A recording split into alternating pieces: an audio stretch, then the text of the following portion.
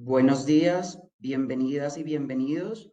Les damos un especial saludo a todas las personas que nos acompañan hoy en este webinar, donde hablaremos sobre cómo podemos contribuir a la integración e inclusión de las personas migrantes a los sistemas de salud a partir de los casos de Colombia y Perú. Este es un evento liderado por el proyecto de sostenibilidad. Un saludo de bienvenida a los equipos del EHSS y de la Agencia de Estados Unidos para el Desarrollo Internacional, tanto en Colombia como en Perú, que no solo participan hoy como panelistas, sino que han apoyado a la organización de este evento. Este webinar tiene como objetivo socializar y debatir frente a las prácticas prometedoras en materia de integración e inclusión de las personas migrantes a los sistemas de salud analizadas por el EHCS en Colombia y Perú.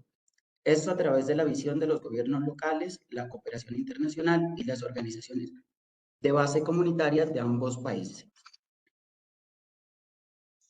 Next, please.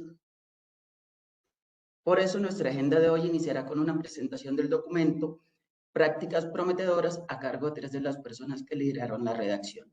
Lani Crane, Paulina Giusti y Ana Ragonesi. Ellas se enfocarán tanto en el reporte en sí mismo como en los principales aportes tanto de Colombia como de Perú. Posteriormente pasaremos a nuestro panel de expertos que estará liderado por la señora Midori de Javich, directora técnica del HCS a nivel global, y contará con 4 expertos de USAID, Colombia y Perú, de organizaciones de base comunitaria y de gobierno. Posteriormente tendremos un espacio de preguntas y respuestas por parte de ustedes en la audiencia. En esta medida les pedimos, por favor, vayan dejando las preguntas que surjan en el chat y las iremos recopilando para responderlas al final. O por si alguna razón no alcanzamos a responderlas, déjenos su correo electrónico y les enviaremos la respuesta. También les invitamos a diligenciar la lista de asistencia que compartiremos vía chat. Bienvenidas y bienvenidos. Invitamos a Lani Crane, asesora senior en salud de USAID, asesora senior en salud urbana de Save the Children, para que nos guíe en esa primera parte. Adelante, Lani. Muchas gracias, Yadin. The next slide, please. The next one. Gracias. Y yo tengo el placer hoy de presentar un poquito sobre la serie de prácticas prometedoras que estamos desarrollando bajo el proyecto LHSS. Next slide, please. Esta serie viene de los análisis realizados por el proyecto de sostenibilidad del Sistema Local de Salud de USAID. Y el propósito de esta serie es documentar prácticas prometedoras para resolver los complejos desafíos que enfrentan los sistemas de salud, buscando apoyar la visión de USAID para el fortalecimiento de los sistemas de salud a 2030. Esas prácticas se basan en experiencias de primera mano, pero aún requieren validación o demostración a escala en otros contextos para tener un poquito más de evidencia. Y vienen de este análisis que vienen de nuestro trabajo con entidades gubernamentales y no gubernamentales, incluyendo a las organizaciones de base comunitaria. Next slide, please. Y hoy vamos a hablar sobre la integración e inclusión de las personas migrantes en los sistemas de salud. Y eso es de lo que se trata nuestro primer informe en la serie de prácticas prometedoras.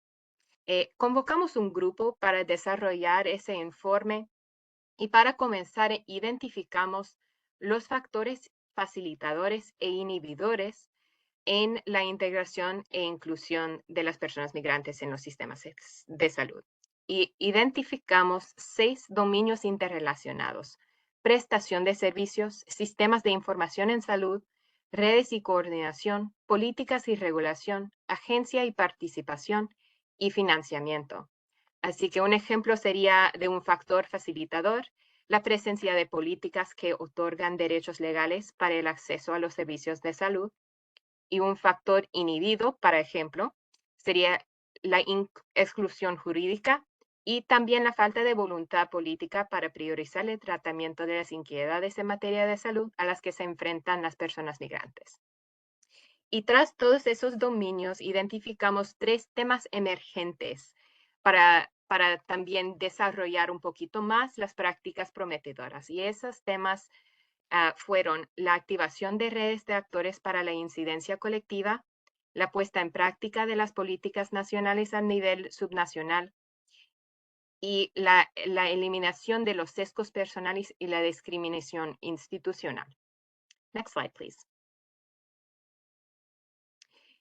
Y dentro del informe discutimos las prácticas prometedoras en mucha más profundidad, pero en breve identificamos 4 que son desarrollar y hacer crecer redes de socios a partir de un conocimiento compartido del desafío y objetivos comunes. Segundo, esfuerzos de fortalecimiento de la capacidad de diseño conjunto para apoyar la operación local de la política nacional. 3. Crear vías para que las personas migrantes participen en el desarrollo de políticas y toma de decisiones. Y 4. Cuestionar la suposición de que el sesgo solo puede asociarse al estado migratorio.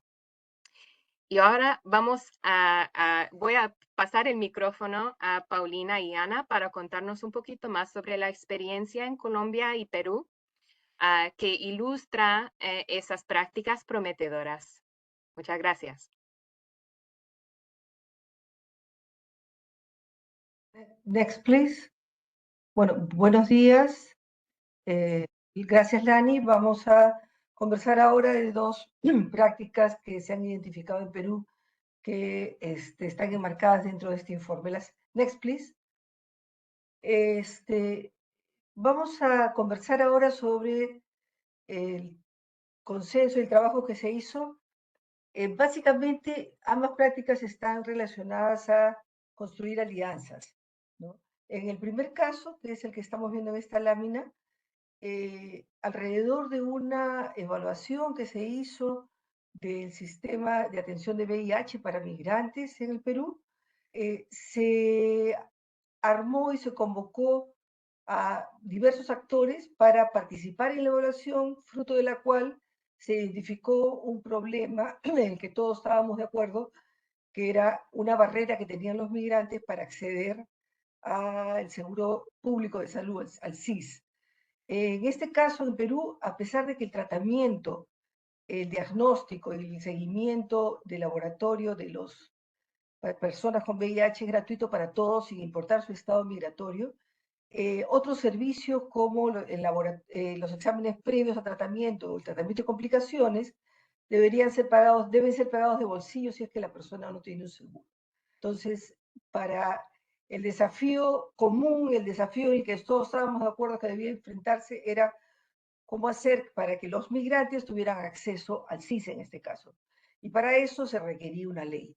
Entonces, en un grupo que ustedes pueden ver acá, diverso, con cooperantes como USAID, ONUCIDA, OIM, ACNUR, personal de gobierno como la Defensoría del Pueblo, ONGs y socios implementadores, organizaciones de base y la academia, aprovechando las habilidades de cada uno, se logró diseñar un proyecto de ley, hacer la abogacía necesaria, lograr que se introdujera en el Congreso, que pasara a las comisiones, y actualmente ese proyecto está ya en el Pleno del Congreso para ser aprobado, esperamos, este año, ¿no? Y este esfuerzo y esta alianza se ha mantenido después de que el proyecto ha concluido ya hace casi un año y se sigue empujando, ¿no? Así, next, please.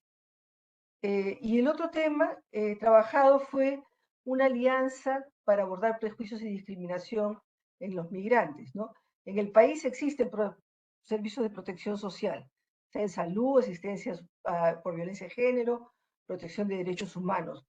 Sin embargo, la estigma y discriminación son obstáculos para que las personas LGTBQI, migrantes o no, accedan a estos servicios. Como nos dijo una vez una persona de una organización de base, el personal no se puede librar de sus prejuicios, ¿no? Sin embargo, existen lugares seguros donde existe esta población, que son las organizaciones de base que trabajan con VIH, a las que llegan las personas con otras necesidades pero que no necesariamente son atendidas porque no hay las habilidades para esto. Next, please. Entonces se trabajó y se logró armar una alianza o facilitar una alianza, un espacio de colaboración entre estas organizaciones de base y los servicios, los centros de salud mental comunitarios en su territorio, ¿no? Logrando mejorar el acceso de estas personas a los servicios de salud mental. Esto incluyó una serie de actividades, pero básicamente fue esto, facilitar espacios de colaboración en los que había seguridad de que la persona enviada desde la OBC, que ya había sido capacitada para identificar estos problemas, hacia el Centro Comunitario de Salud Mental fuera atendida y viceversa. Eso es todo. Muchas gracias. Ana. Muchísimas gracias, Paulina. A todas las personas que nos acompañan hoy, un especial saludo. Junto con Perú, parte del trabajo que hicimos con el equipo de Local Health System Sustainability Project, que es un proyecto de USAID a nivel mundial para fortalecer los sistemas de salud. En Colombia nos conocemos como comunidades saludables. Lo que queremos mostrarles hoy a ustedes es desde Colombia cómo hemos venido desde esta actividad contribuyendo al fortalecimiento del sistema de salud colombiano para la inclusión e integración de la población migrante venezolana, colombiana retornada y las comunidades de acogida. Esta actividad inició en el año 2020 y nos encontramos al final de nuestro año 5 de implementación y vamos a estar un año más desarrollando acciones y contribuyendo en Colombia. La siguiente, por favor. Importante, unos mensajes que les queremos dar en términos de qué funcionó en Colombia, que podría ser útil para otras experiencias a nivel no solo regional, sino a nivel mundial, y contarles un poco frente a esas generalidades y esos mensajes claves que esperamos sean de utilidad para quienes nos están escuchando. Lo primero es, para lograr esa inclusión e integración de la población migrante, el contexto nacional vio la migración como una gran oportunidad social, con algunos retos que como sociedad se debían superar, pero en términos generales se vio como una gran oportunidad social. En este sentido, cuando iniciamos el apoyo a todos los gobiernos locales liderados por el gobierno nacional en Colombia, parte de lo que era claro para la actividad era que debíamos, desde un trabajo colaborativo, co-crear todo lo que desde la actividad se apoyara. Así identificamos los principales actores del sistema de salud con quienes íbamos a trabajar de manera directa, pero también pues esos otros actores que son importantes dentro del sistema de salud.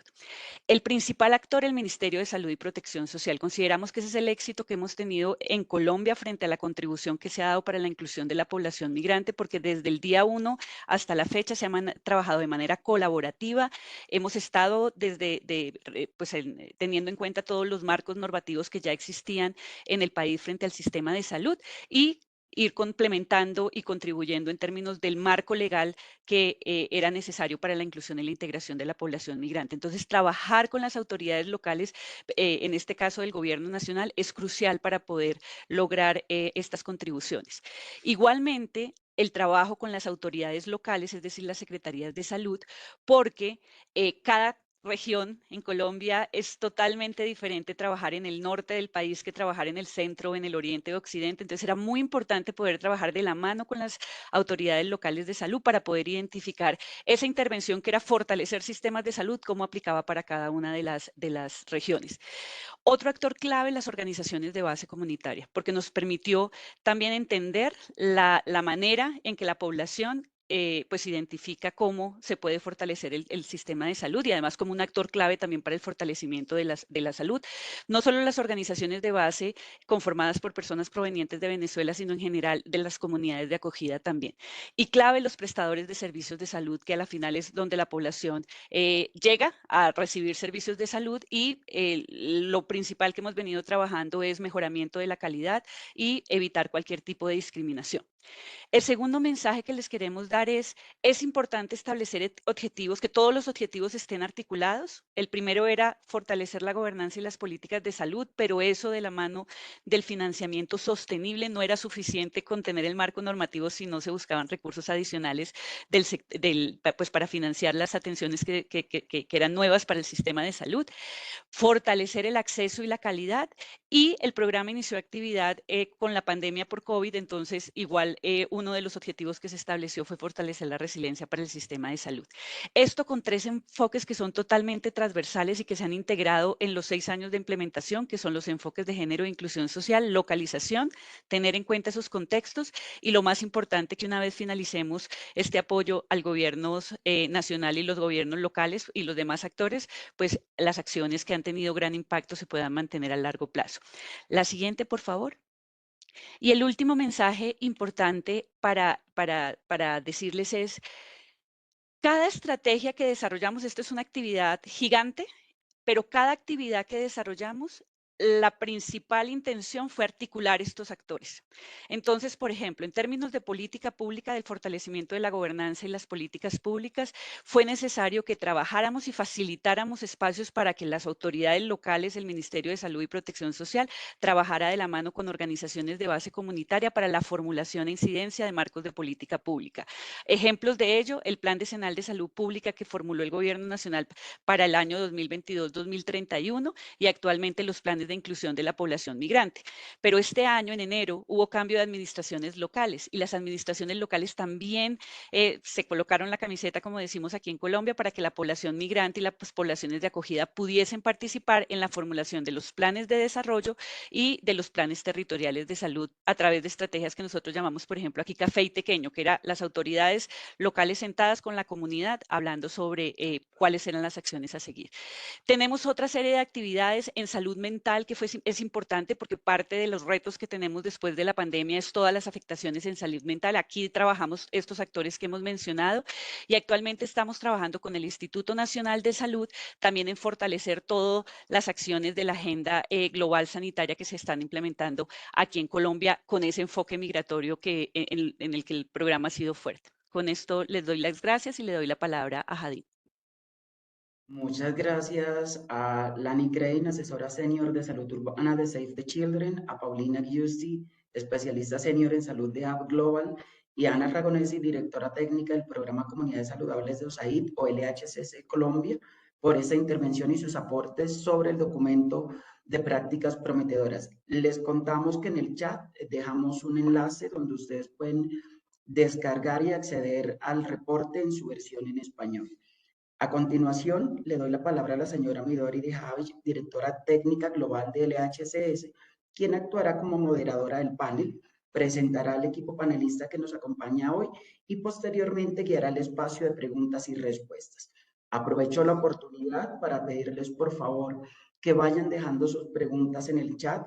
Si las pueden dejar junto al correo electrónico, también sería perfecto, en caso de que al final vamos a tener un espacio para responderlas, pero en caso de que alguna se nos quede por responder, le enviaremos la respuesta a ese correo electrónico que nos dejen. También recordarles, por favor, diligenciar la lista de asistencia que queda en el chat.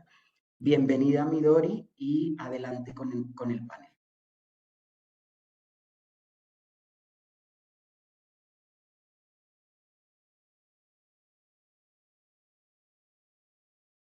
Midori está con el micro apagado.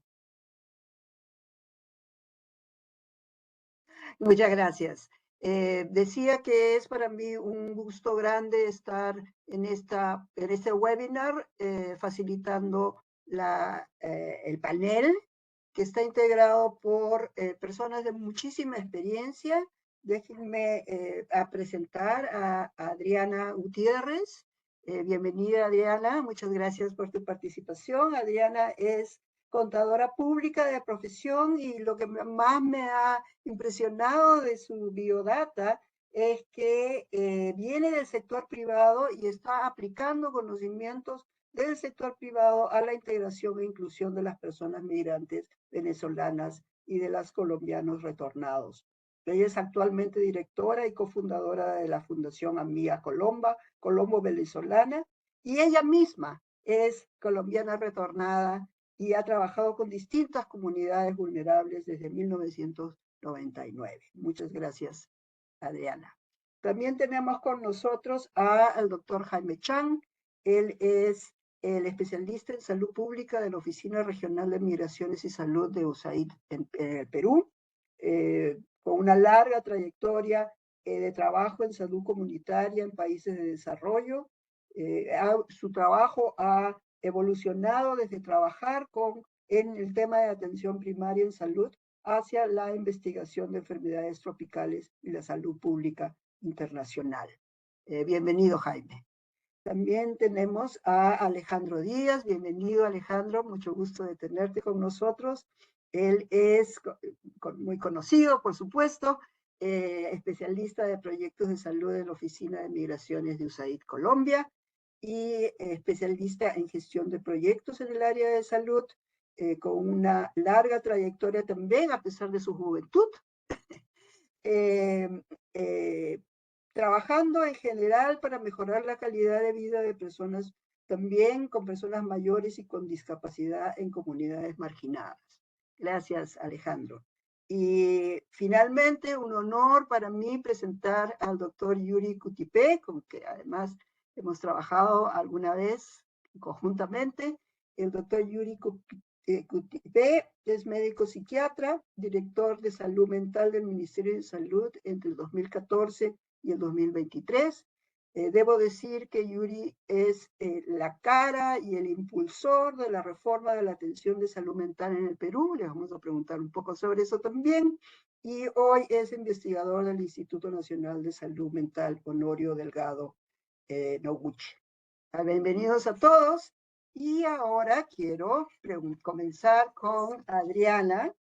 En tu experiencia y en tu rol actual, ¿cuáles son esas barreras, las más importantes que están enfrentando los migrantes, los retornados, en el acceso a la atención de salud? Y estoy hablando tanto de migrantes que han regularizado su situación como migrantes con estatus irregular, digamos. Muy buenos días para todos y para todas. ¿Me escuchan muy bien? Sí. Perfecto.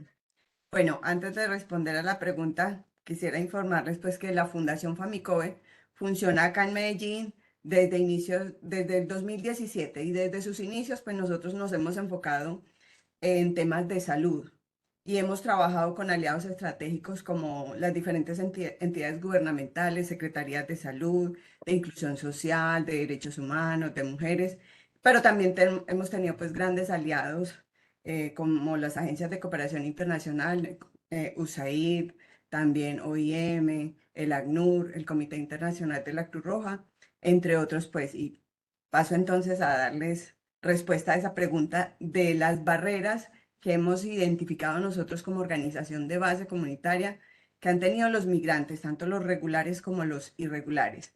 Pero inicialmente la principal barrera es el estatus migratorio irregular para las personas que todavía siguen llegando, porque tenemos todavía, pues, es una ola constante, digámoslo así, y mucho más después de estas últimas elecciones en Venezuela, pues que siguen llegando los migrantes y que pues ya no contamos con el Estatuto Temporal de Protección que les dio la oportunidad a muchos de ellos a poder acceder al permiso para poder ser afiliados al sistema de salud colombiano. Entonces, la irregularidad de algunos migrantes, pues es la principal barrera.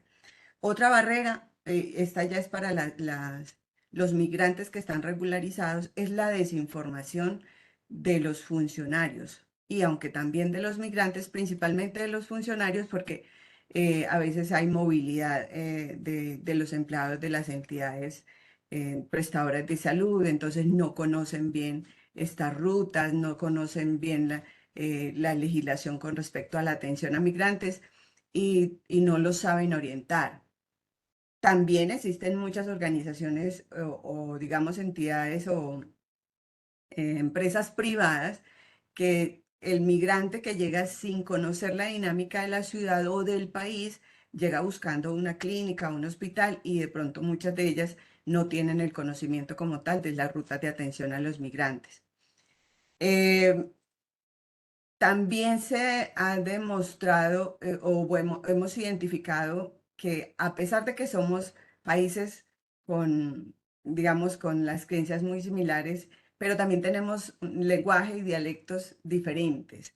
Un ejemplo es que nosotros en Colombia hablamos del sistema de aseguramiento. Para nosotros entender el sistema de aseguramiento es afiliarnos a las entidades de salud para poder recibir los servicios. Para ellos, aseguramiento es pues como una medida de seguridad de que que te van a llevar preso entonces esa diferencia en esos diferentes modismos o dialectos que tenemos como colombianos y venezolanos, pues ha sido un poco la barrera. Yo soy colombiana retornada y precisamente esa me ha dado la posibilidad de poder, digamos, ayudarle a interpretar al venezolano, pues esas expresiones colombianas que para ellos no son como muy comprensibles.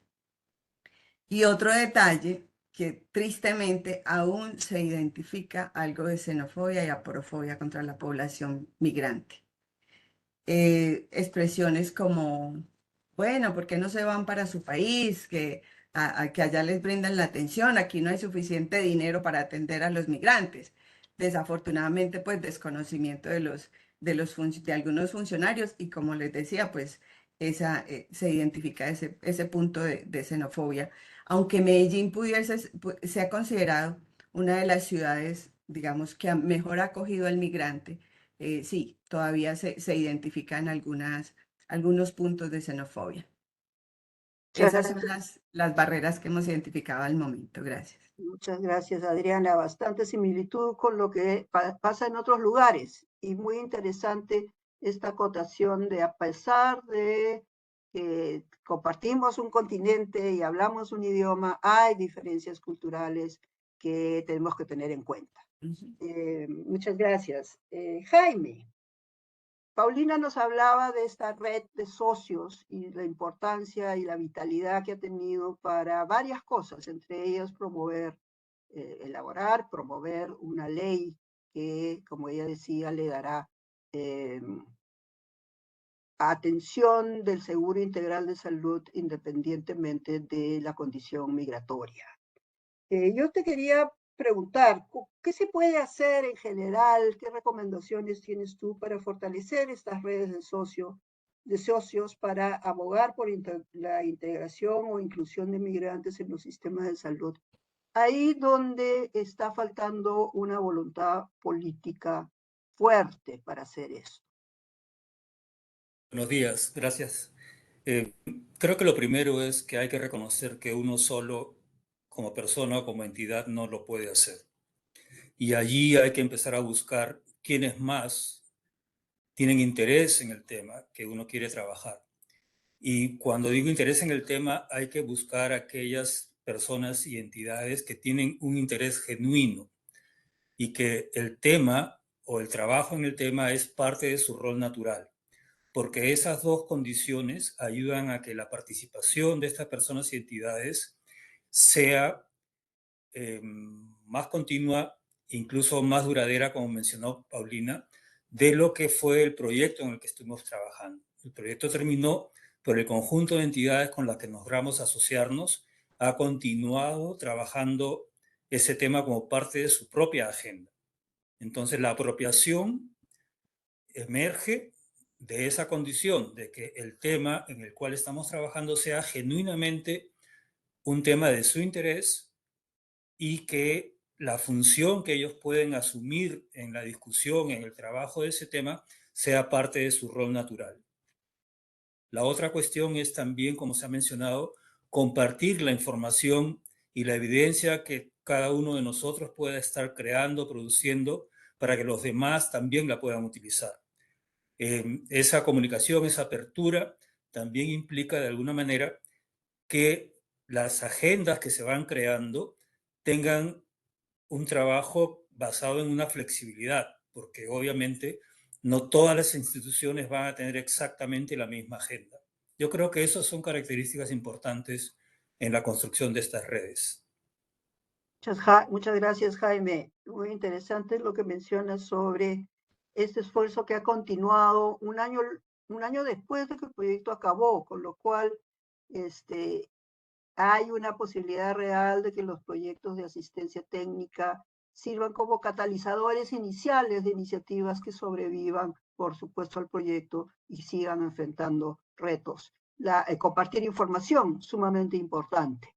Y de repente vamos a tener tiempo de hablar un poco de información también y el rol y las barreras que tenemos en realidad para acceder por lo general a información que es importante para la toma de decisiones. Muchas gracias. Y quisiera pasar a Alejandro. Bienvenido, Alejandro, qué gusto de verte. Colombia, por supuesto, ha tenido una política migratoria que ha permitido una significativa acogida al migrante venezolano. Es en realidad un ejemplo, yo diría, internacional, global. Y ha formulado políticas en ese sentido. Sin embargo, como todos sabemos, las políticas tienen que implementarse y se implementan a todos los niveles. A nivel nacional, a nivel regional, en las entidades territoriales, a nivel local, en los propios establecimientos de salud.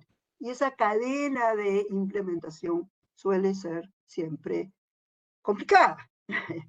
Así que yo quería preguntarte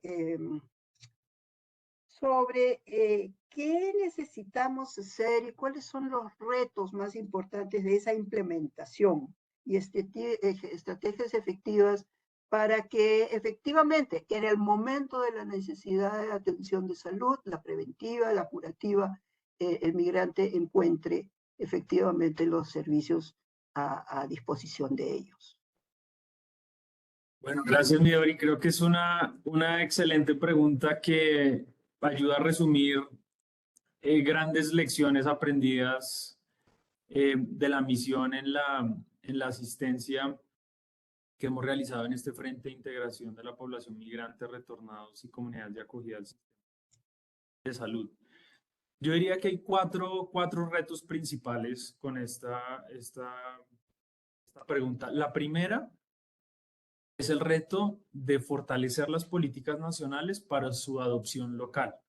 Es decir, estas políticas nacionales deben contar con los lineamientos, con los procesos, con los responsables y que sean políticas conscientes de las realidades territoriales, de tal manera que su adopción a nivel subnacional sea mucho más fácil y efectiva. Nosotros desde USAID, desde el 2020, como lo mencionaba Ana hace unos minutos, venimos apoyando al país en los distintos planes y hojas de ruta que ha formulado. Desde el 2020, que inició el programa, apoyamos al Ministerio de Salud en su momento a la formulación y la implementación de una hoja de ruta para la respuesta al fenómeno migratorio. Aquí se adoptaba un enfoque un poco más humanitario y de estabilización de los sistemas locales, y después pasamos a apoyar el plan de atención del sector salud para la población migrante, que tenía un enfoque de más mediano y largo plazo. Entonces creo que haber apoyado esos dos grandes esfuerzos ayudó a que la política fuera consciente de esas realidades territoriales y que desde USAID pudiéramos proveer esa retroalimentación de cómo tenía que ajustarse la política nacional para que tuviera una adopción efectiva a nivel territorial. Entonces, eso por un lado. Por otro lado, está el reto de integrar esas políticas nacionales en los planes de gestión y desarrollo territorial. Entonces, ya que la política nacional cuenta con estas condiciones, de manera paralela es importantísimo lograr que estas queden incluidas en la política local. Aquí también hemos tenido una experiencia, creo que fabulosa, también como lo mencionaba Ana, tuvimos cambio de gobiernos locales a principios de este año, y ahí tuvimos la oportunidad de oro de incluir todos estos insumos de política nacional en los planes locales de desarrollo. Entonces, Por un lado, le estamos garantizando a la política nacional una vida a nivel territorial, y dos, estamos generando el compromiso a nivel local para su ejecución. Entonces, esa asistencia a doble vía en términos de política pública es clave. Lo tercero es que para que su implementación sea efectiva, hay que fortalecer las capacidades técnicas a nivel local para que ellas puedan ejecutar y absorber estas políticas. Entonces, aquí hablamos de la necesidad de fortalecer a nivel de talento humano, los roles, las responsabilidades, los procesos, las experticias, de fortalecer todas estas capacidades organizacionales. Y dos, fortalecer los enfoques. Finalmente estamos hablando de políticas de inclusión social, entonces en esa medida hay que insertar en la cultura de formulación de política pública y en la práctica política los elementos de inclusión social. Pero también hay que fortalecer el talento humano en estos servicios sanitarios que han probado ser críticos o esenciales para este caso de inclusión de la población migrante. Entonces, por ejemplo, en el caso colombiano, nuestro foco fue la calidad de servicios maternos y perinatales. Entonces, importante también fortalecer el talento humano en la calidad de servicios para que en últimas pues haya un resultado positivo. También importantísimo, hay que fortalecer el financiamiento. Hay que responder dos grandes preguntas. ¿Cómo maximizo yo los recursos que ya tengo, que ya tiene el sistema? Y cómo busco nuevos recursos para que el sistema pueda financiar estas nuevas. Y otro tema importantísimo que creo que gracias al COVID lo incorporamos tempranamente, y es una gestión constante del riesgo.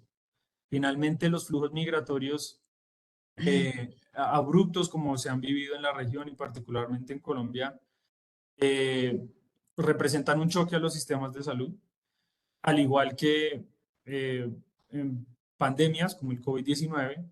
Entonces, tener esa gestión constante del riesgo es importante, y es un reto que hay que ver cuáles son las palancas a nivel institucional localmente para que esa gestión del riesgo sea constante. Y cuarto, está el reto de fortalecer a los líderes y organizaciones comunitarias.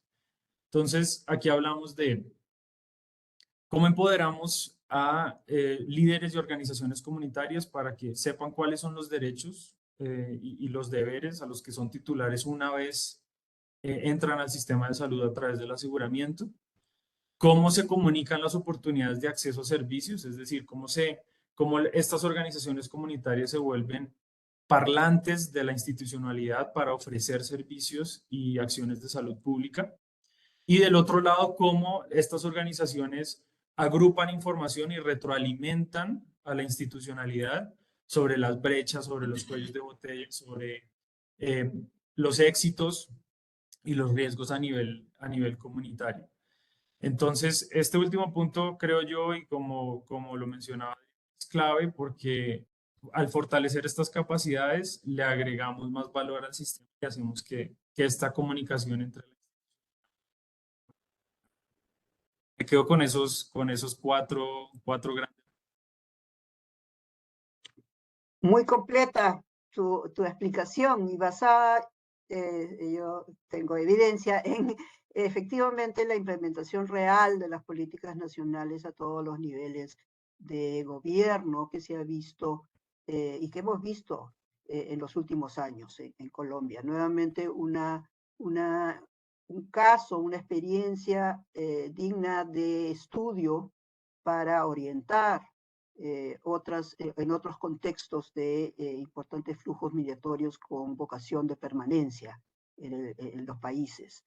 Y tú mencionabas el tema del uso eficiente de los recursos, y yo recuerdo tempranamente se hicieron algunos estudios, si no recuerdo mal, del Banco Mundial, sobre qué significaba en términos de uso de recursos, que los migrantes se atendieran solamente en establecimientos de emergencia, de los hospitales, a través de la puerta de entrada de emergencia, digamos, al sistema, ¿no? Y en términos financieros, digamos, era una muy mala forma de tratarlos, muy costosa, pero más importante que eso, en términos de salud, esa ruta excluye la atención primaria. Excluía, por ejemplo, los controles prenatales para las gestantes. Y por supuesto, esto complicaba la atención del parto y comienza a aumentar la mortalidad materna también. Entonces, es una mala decisión no integrarlos al sistema. Al final, financieramente, económicamente, es también desde esa perspectiva mucho más racional tener mecanismos que permitan acceso desde la atención primaria, los controles preventivos, etc. Y eso me da pie perfecto para preguntarle a el doctor Cutipé. Como decía, él ha sido un reformista de la salud mental en el Perú, desde la comunidad. Y entonces yo quería preguntarle, ¿cuáles son esos principales retos que ha encontrado usted y también potencialidades cuando se han vinculado los centros de salud mental comunitaria con las organizaciones de base en las cuales se atienden los migrantes y en general la población LGBTQI?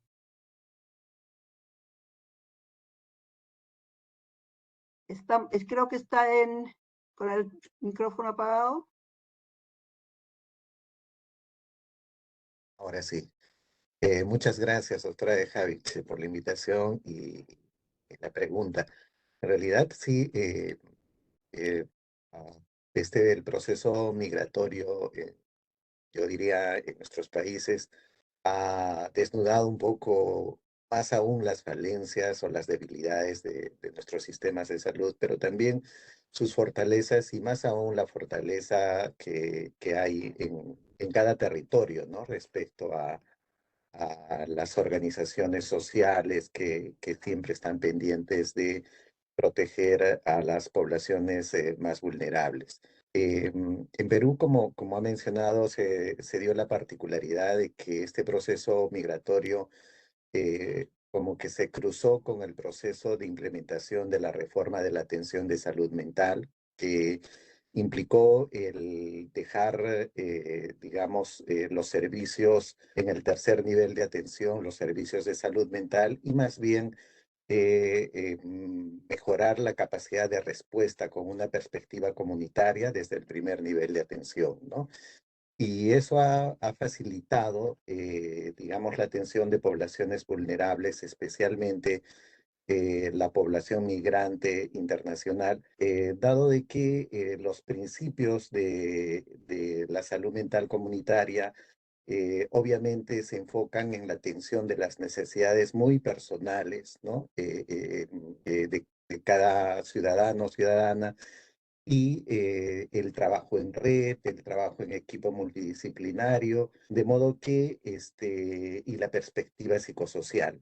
En ese sentido, eso ha facilitado que poblaciones como poblaciones LGTBIQ y poblaciones migrantes o dentro de estas, las anteriores, puedan, digamos, a través de sus organizaciones vincularse, digamos, con mucha facilidad y dar las respuestas que el resto del sistema no podía dar por las barreras administrativas o legales que podía haber para el acceso al servicio, ¿no?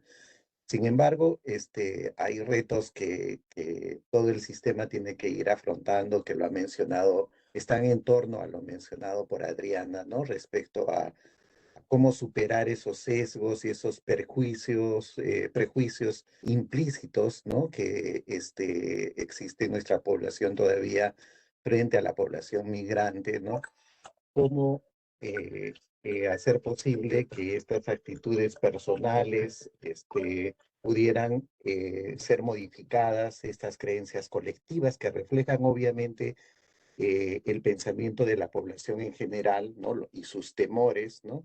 y cómo hacer posible que, digamos, el personal de salud que proviene obviamente de esta población pueda tener un mejor afronte, cómo pueda modificar esas actitudes. Y en ese sentido, también es muy importante resaltar las experiencias que se han tenido de sensibilización y capacitación al personal de salud de los servicios de salud mental, que ha facilitado la modificación de estas actitudes porque se ha incluido dentro del equipo de sensibilización, obviamente, a personas de la población de los colectivos LGTBIQ y a población migrante.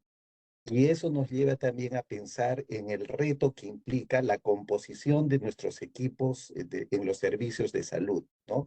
Mientras la composición no refleje, ¿no?, la composición de la población, en este caso, no refleje también la existencia de las poblaciones de especial protección dentro de los prestadores, también las dificultades para superar justamente o ser más sensibles a las necesidades en salud y sociales en general de la población migrante, probablemente tienda a mantenerse, ¿no?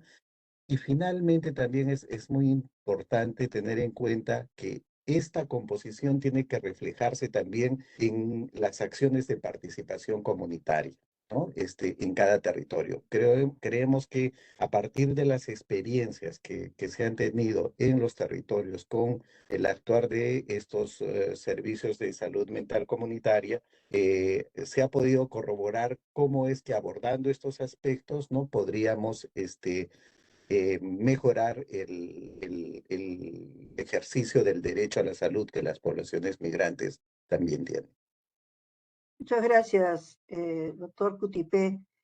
Yo recuerdo un taller en el que estuvimos juntos, donde usted, como director general de programa de salud mental del ministerio, persona muy reconocida en el país por esa reforma, interactuó directamente con la comunidad trans, y fue una oportunidad muy interesante de un diálogo abierto, en situación de igualdad. Entonces recojo muy importante este tema del diálogo, la participación, que no siempre es fácil para el sistema de salud formal abrirse a las voces de la comunidad y a esa retroalimentación de la que hablaba Alejandro.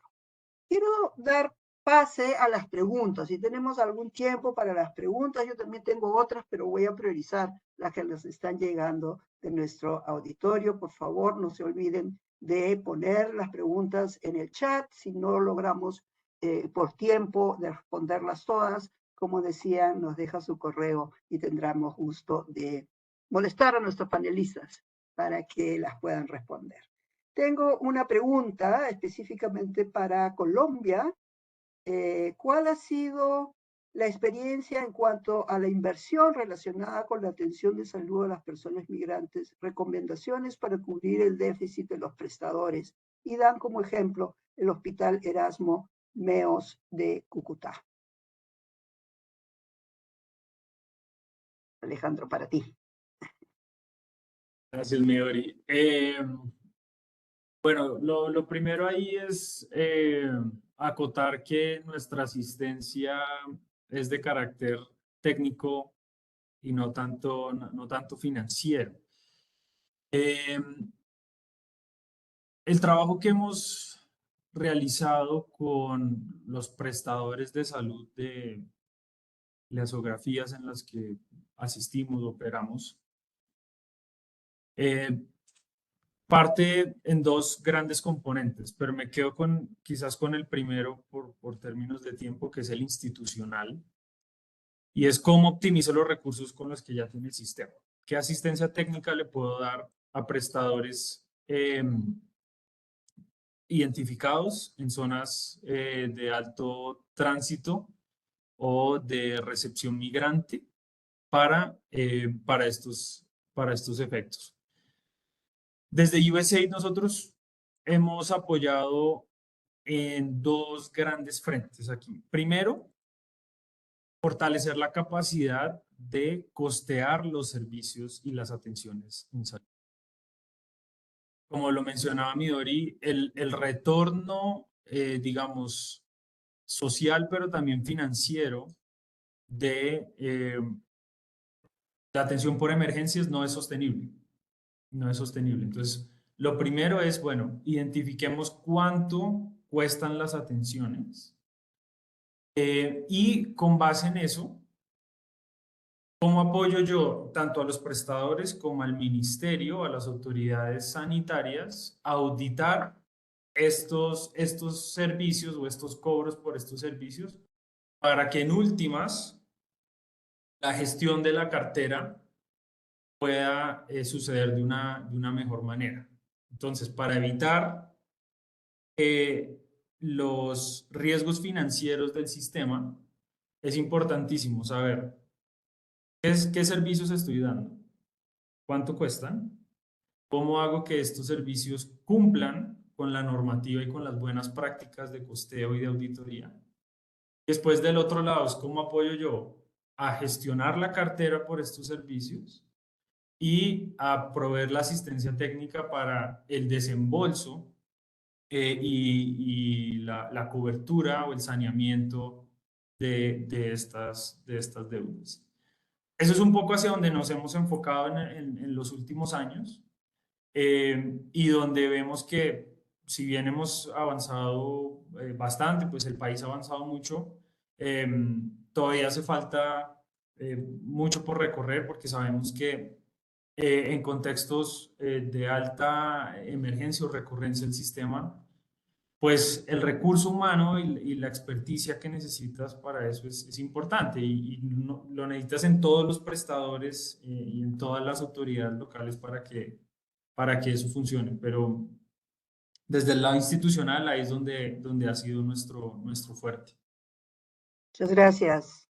Y una pregunta para Jaime, creo que tiene alguna similitud con la anterior, es cómo articular mejor entre organizaciones para enfrentar el desafío de recientes recortes presupuestales, particularmente para asegurar el acceso continuo a métodos anticonceptivos para las mujeres migrantes.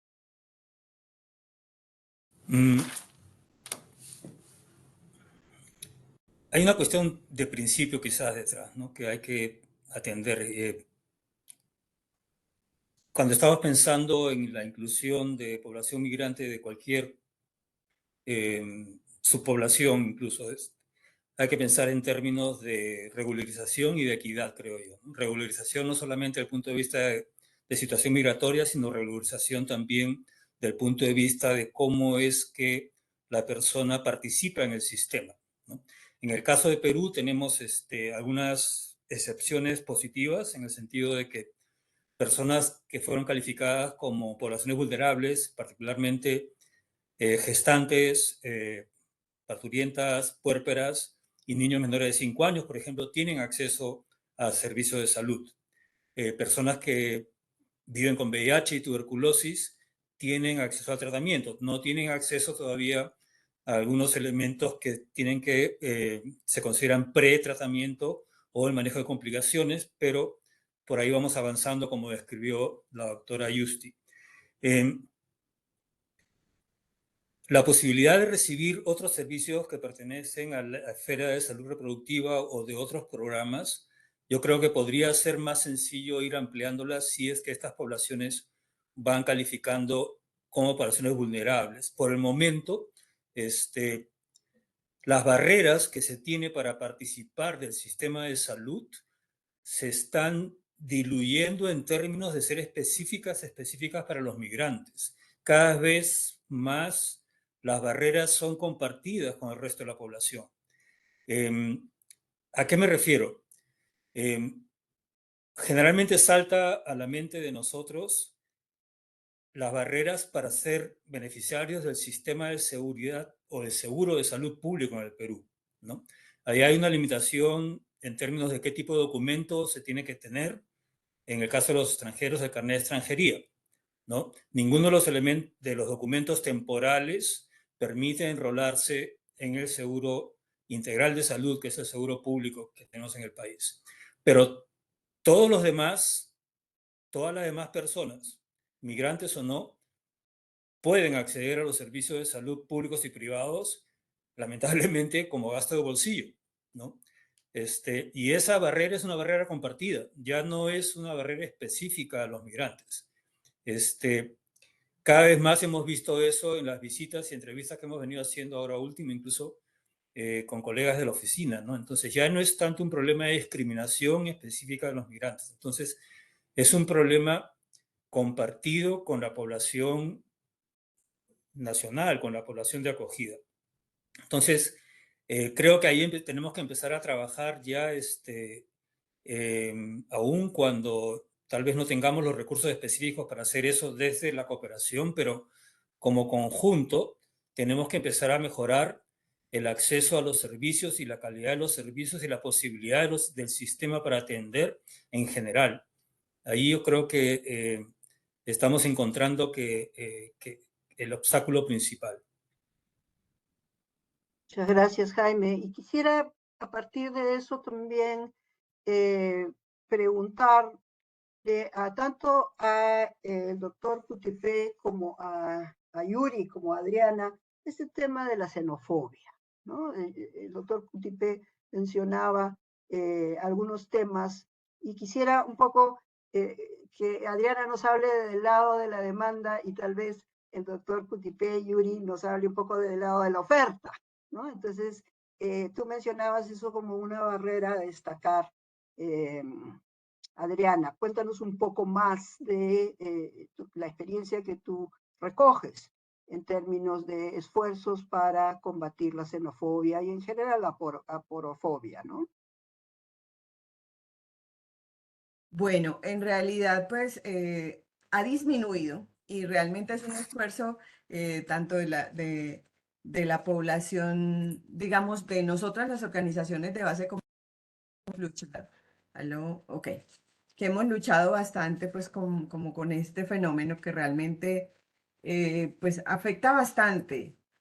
Ha disminuido porque nosotros hemos tenido la oportunidad de reunirnos, digamos, con los entes gubernamentales, también inclusive muchas veces con la misma población colombiana. Hacemos reuniones constantes, inclusive pues nos invitan a nosotros las organizaciones de base, las agencias de cooperación como USAID y específicamente pues comunidades saludables a participar del plan territorial, de redacción de políticas, o sea, de manifestar nosotros esas necesidades o esas inquietudes o esas dificultades que ha tenido la población para integrarse a la sociedad. Entonces, pues poco a poco, como les decía, que tristemente todavía se nota, pero era mucho más la xenofobia antes, pudiéramos estar hablando del 2022, 2021.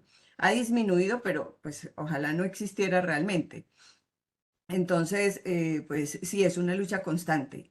A nosotras las organizaciones nos llega la información o nos abordan los migrantes, las personas migrantes, precisamente para manifestar esas inquietudes, esas incomodidades, esas situaciones que viven muchas veces en las entidades de salud, cuando llegan a solicitar un servicio, cuando no se les brinda la información concreta y de manera cordial, pues que posiblemente, o sea, como eres una persona irregular, no tienes determinados servicios, o eres una persona regular, pero debes seguir, digamos, la ruta que todos los nacionales también llevamos para una atención en salud. Pero si existe esta problemática de xenofobia, porofobia, pues difícilmente va a ser bien orientada a la población. Entonces, ahí en esa parte nosotros como organizaciones de base, pues jugamos un papel importante, pero no quisiéramos ser siempre como los vigilantes o los garantes de que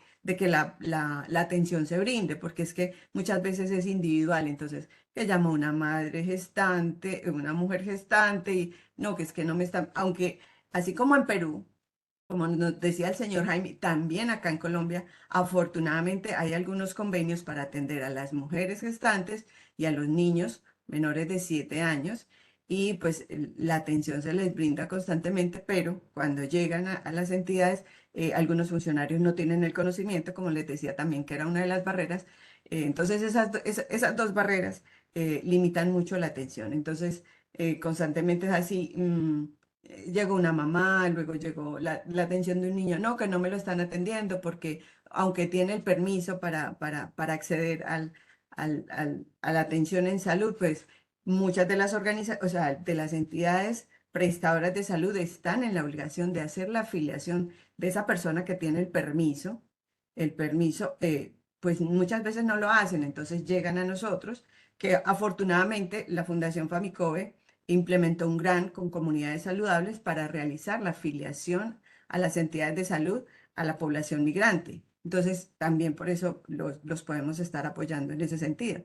Pero a veces se limita bastante como la posibilidad de poder ayudar a más personas que siguen llegando, digamos, por todos lados del país, no solamente por la frontera de Cúcuta, que lleguen a Medellín, que lleguen a Bogotá, sino que en todo el territorio nacional. Muchas gracias, Adriana. Y estamos sobre el tiempo, así que le voy a pedir a Yuri que nos diga en 1 minuto y medio qué se puede hacer desde la oferta para disminuir la discriminación en general, ¿no? Y la xenofobia en particular. Bueno, esa es la pregunta del millón, ¿no? Entonces, porque en el mundo nos discriminamos tanto, pero vamos aprendiendo también, ¿no? Y me parece que estoy totalmente de acuerdo con lo dicho por Adriana respecto a que como que nuestras poblaciones, nosotros como población, vamos más siendo más tolerantes y más sensibles, ¿no? A las necesidades particulares de la población migrante y dentro de esta a las subpoblaciones, ¿no? Sin embargo, todavía queda, ¿no? En el personal hemos podido ver, hubo hace 3 años un estudio realizado por OPS respecto a la atención en el primer nivel del sistema a mujeres víctimas de violencia, migrantes, ¿no?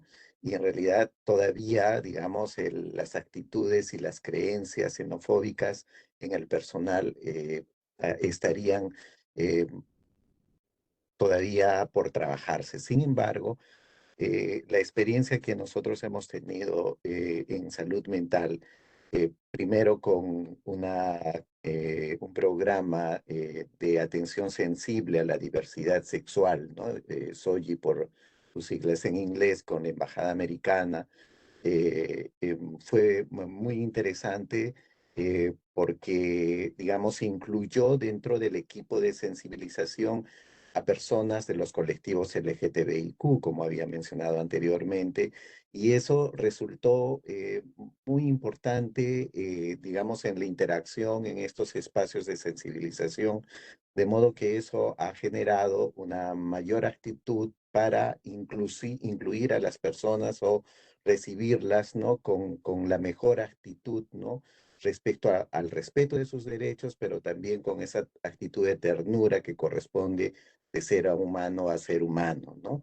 Y a su vez también, para terminar, resaltar también esta experiencia que se tuvo con la intervención a partir de el plan de LHS, ¿no? Aquí en Perú, donde se vinculó por las necesidades de atención a los centros de salud mental comunitaria con las personas que iban identificando las organizaciones de base comunitaria de poblaciones migrantes, ¿no? En Trujillo, Piura y Lima, que hizo posible que pudieran recibir el acompañamiento necesario y desde la identificación temprana, el acompañamiento necesario para la recuperación a pesar de las barreras administrativas, ¿no? Muchas gracias, Yuri. Y estamos bastante sobre la hora. Yo solo quisiera cerrar este panel agradeciendo y recordando que no hay verdadera cobertura universal de salud sin la inclusión de los migrantes. Y eso supone también los migrantes irregulares, no solamente los migrantes que logran un carnet de extranjería, o sea, el documento que se necesita. Si no hay atención de migrantes, inclusión de migrantes, en realidad tenemos que enmarcar el fenómeno dentro de la aspiración de la cobertura universal de salud en nuestros países. Y con eso, nuevamente, muchas gracias. Le doy la palabra a Yadin para que cierre este muy interesante webinar. Gracias, Midori, por la moderación de este espacio, por las preguntas, las conclusiones. Muy pertinente este ejercicio. También muchas gracias a nuestros 4 panelistas, a la señora Adriana Gutiérrez, directora de la Fundación Famicove en Medellín, a los señores Jaime Chan y Alejandro Díaz, ambos de USAID en Perú y en Colombia respectivamente, y al señor Yuri Cutipe, que nos acompañó desde Perú. Reiteramos el agradecimiento a todas las personas que hoy se sumaron a este webinar. Pronto recibirán el enlace de la grabación para que si desean compartirlo en redes sociales o con sus equipos de trabajo, por supuesto, ese enlace va a estar disponible para cada uno y cada una de ustedes. Si nos quedó alguna pregunta sin responder, por favor en el chat déjennos el correo electrónico y con todo gusto les enviaremos la respuesta. En el chat también encuentran el enlace para descargar el documento de prácticas prometedoras. Muchas gracias por acompañarnos en este espacio a todas y a todos ustedes y hasta pronto. Feliz día.